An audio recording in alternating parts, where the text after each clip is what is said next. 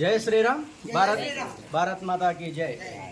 ఏదైతే ఒక 3 రోజుల నుంచి సోషల్ మీడియాలో జరుగుతున్నటువంటి వాంబాయి కాలనీలో ఉన్నటువంటి వెంకటేశ్వర స్వామి దేవాలయం పరిధిలో కొండపై నుంచి వచ్చేటటువంటి ఒక వాటర్ సమస్య గురించి భక్తులు ఇబ్బంది పడుతున్నారన్నటువంటి ఆలోచన నిమిత్తం దేవాలయం కమిటీ వాళ్ళందరూ కూడా ఒక గోడను నిర్మించడానికి ప్లాన్ చేశారు.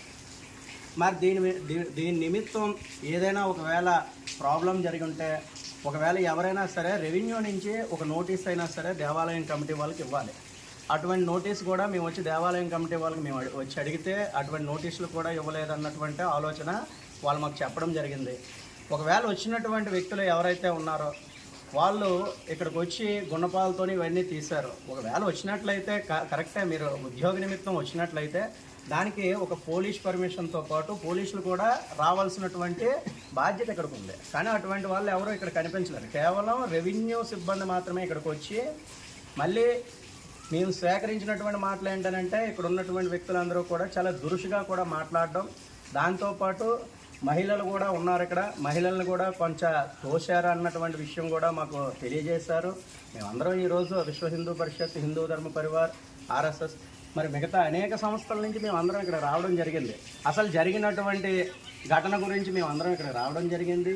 దాని నిమిత్తం ఇక్కడికి వచ్చి ఇక్కడ ఉన్నటువంటి ఈ పరిసర ప్రాంతాలన్నింటినీ మేము ఒకసారి చూడడం కూడా జరిగింది.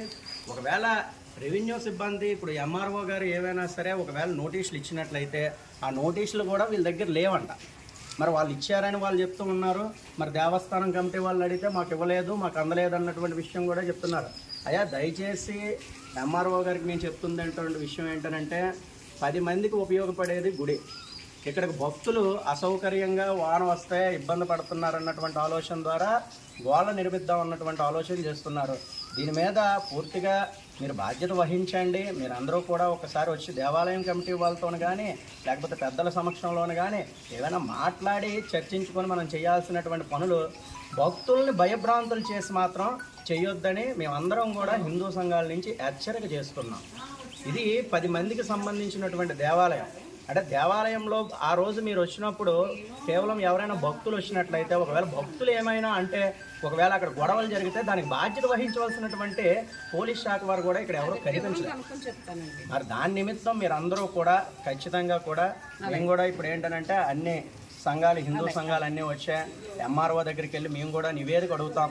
అమ్మ, మీరు ఎవరైతే పంపించారో వాళ్ళ యొక్క ఐడి కార్డ్స్ ఏమైనా ఉన్నాయా, లేదా ఒకవేళ వాళ్ళు వచ్చిన వాళ్ళు అటువంటి వాళ్ళు మీరే పంపించారా, లేకపోతే మీరు వెళ్ళి ఏమైనా పోలీస్ స్టేషన్లో ఏమైనా లెటర్ ఇచ్చి మేము వెళ్ళి పడగొడుతున్నాం అన్నటువంటి ఆలోచన మీరు ఏమైనా చేశారా అన్నటువంటి నివేదిక మాకు ఖచ్చితంగా కూడా మా హిందూ సంఘాలన్నింటికీ కూడా ఎంఆర్ఓ గారు ఇవ్వాలని ఇప్పుడు దేవాలయం పరిధిలోకి వచ్చి మేమందరం కూడా పరిశీలించాం.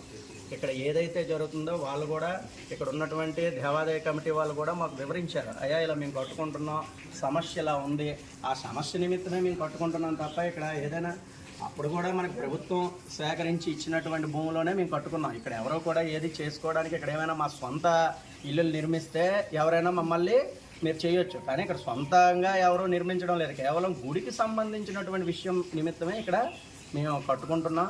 మరి దాని నిమిత్తం ఖచ్చితంగా కూడా ఎంఆర్ఓ గారు ఆ రోజు జరిగినటువంటి ఘటన మీద ఖచ్చితంగా నివేదిక ఇవ్వాలి. అట్లాగే ఈ విషయం గురించి మాత్రం మేమందరం కూడా హిందూ సంఘాలు అందరూ కూడా మేము ఖండిస్తున్నాం.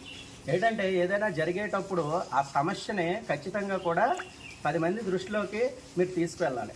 కానీ అది ఏదీ లేకుండా పోలీసు వారికి ఇన్ఫర్మేషన్ ఇచ్చారా అంటే ఇన్ఫర్మేషన్ ఇవ్వలేదన్నటువంటి వార్తలు వస్తున్నాయి. సరే, గుడికి ఏమైనా సరే మీరు ఏమైనా నివేదిక ఇచ్చారంటే ఆ నివేదిక కూడా మీరు ఇవ్వలేదన్నటువంటి ఆలోచన మాకు వచ్చింది. ఖచ్చితంగా కూడా ఇది 100కి 100% తప్పుగా మేము స్వీకరిస్తున్నాం. మీరు ఏమైనా సరే ఏదైనా చేయాలి అనుకుంటే మొట్టమొదటిసారిగా నివేదిక ఇచ్చి మాట్లాడాలి. ఆ నివేదిక ఎట్టి పరిస్థితుల్లో కూడా మీరు ఇవ్వలేదు, అది గుడి కమిటీ వాళ్ళకు కూడా అందలేదన్నటువంటి విషయం మాకు తెలిసింది.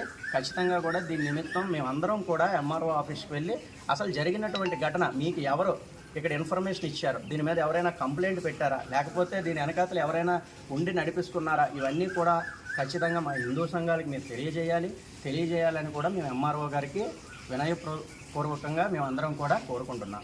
జై హింద్, జై భారత్.